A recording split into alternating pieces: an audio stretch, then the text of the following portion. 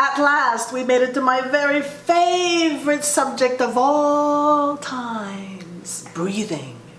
Breathing is my favorite subject because being an asthmatic, when I was younger and being on stage singing, I couldn't sing. I had to pump up Ventolin and I was totally out of breath all the time. I totally had to understand breathing. I had to understand how does it work because I could never get enough air. And besides, when I started singing, I was pushing out and losing my voice and shoulder breathing. It was just awful.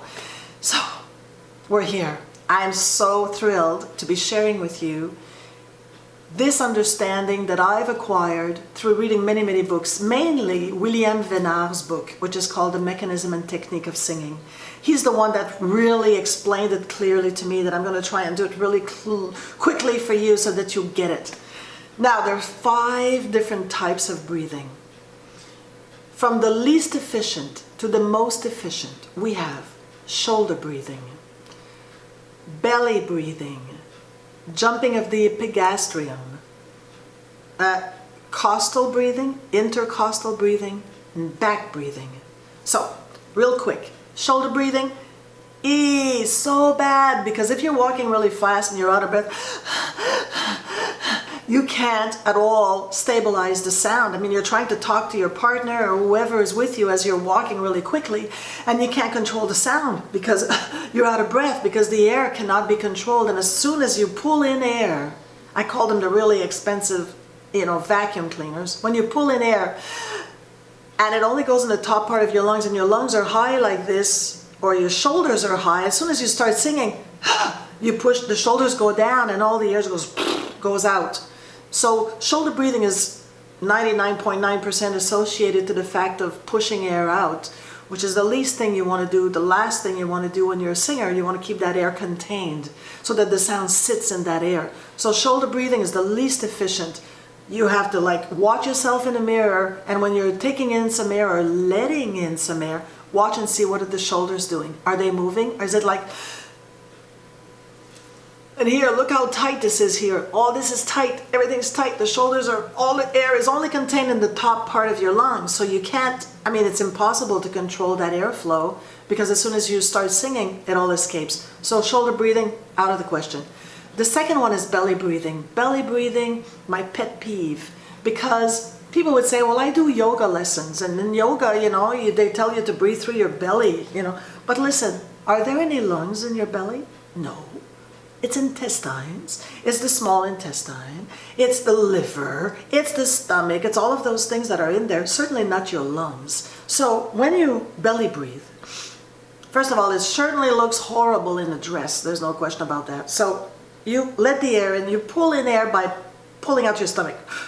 First of all, you have to do a muscle, you have to physically pull out your stomach, like this. Now, when you do that, you cannot contain the air. And first of all, there is no air in your stomach. So 99.9% of the time, people belly breathing are actually shoulder breathing because the air is not going anywhere near the bottom of your lung.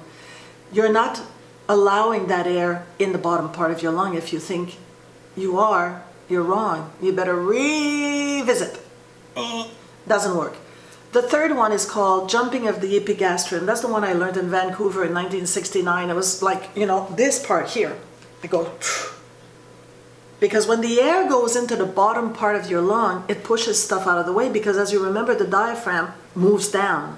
When the diaphragm moves down, it pushes things out of the way. That's why belly breathing is not logical because it can't push things down as low as the abdomen. It'll push things out of the way right here. And that's what we call the epigastrium. And it's okay, that's okay, but you can't contain the air.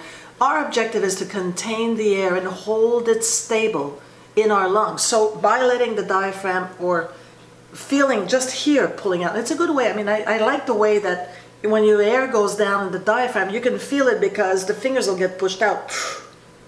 It pushes the fingers out because it pushed down, the diaphragm went down and pushed things out of the way. It's nice, and it is part of the whole mechanism of the breathing that is correct, but it's not enough on its own. The fourth method of breathing is called intercostal breathing. That's what we want, intercostal breathing, because when the air goes into your lung, because it's been pulled in by the diaphragm, that elastic muscle that fell, and the air went in, and it was pulled in everywhere, it goes, the air falls in your lung. It falls down into the lungs. What we want to do is feel that those intercostals open up to make the room for the air. That air needs space, so that opens up, and you need to keep those intercostals separate or open, like the wings, they open. Now the only way to hold those intercostals open is to hold the pelvic floor engaged. That is the lower abs. It's the pelvic floor. We'll show you later on. The pelvic floor tilts forward. It makes you with stronger legs, and it helps you maintain the ribs or the intercostals open.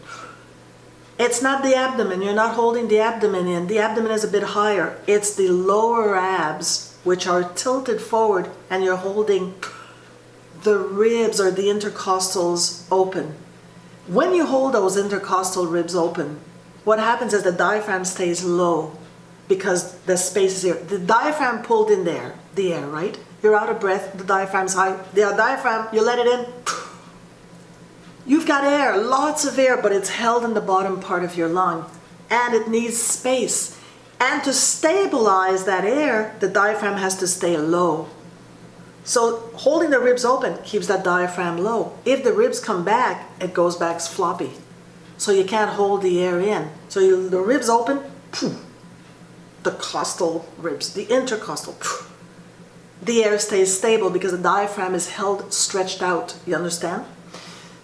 Next one, and the fifth one, is really outstanding. It's called back breathing. But back breathing on its own is not enough. It really is a combination of epigastrium, costal, and back, because the air goes in, it's pulled in, it goes, falls, the intercostal ribs open, and the extra air, the excess air, feels like it sits down and back. The back breathing is very slight. You don't feel it. It's not something that you feel like, oh my God, my back opened. It's just back here, and it's pretty subtle, but it's just a feeling of complete fullness of air, so that the air, the excess air, never goes up into the top part of the lung. Or at least these muscles are completely relaxed. They have nothing to do with breathing. As the air falls, it goes, this is invisible. Look at yourself in the mirror and check it out. Is this moving? The air goes in your mouth, being pulled in by the diaphragm that falls, because it's elastic, it falls down, goes, and you have all this extra air filling the back part, so it goes down and it fills, it's all around. It's like you have a thing around you, you know, like what do we call those tires, and it's just, and you want to hold it steady, you want to keep it open, keep that space open. Anyways, we'll go into more detail when I give you the breathing exercises, the warm-up exercises for breathing a bit later on in the one-on-one lessons, okay? So the one-on-one chapter will be good for that. Meanwhile, you can read all the documents that I've put along with these videos.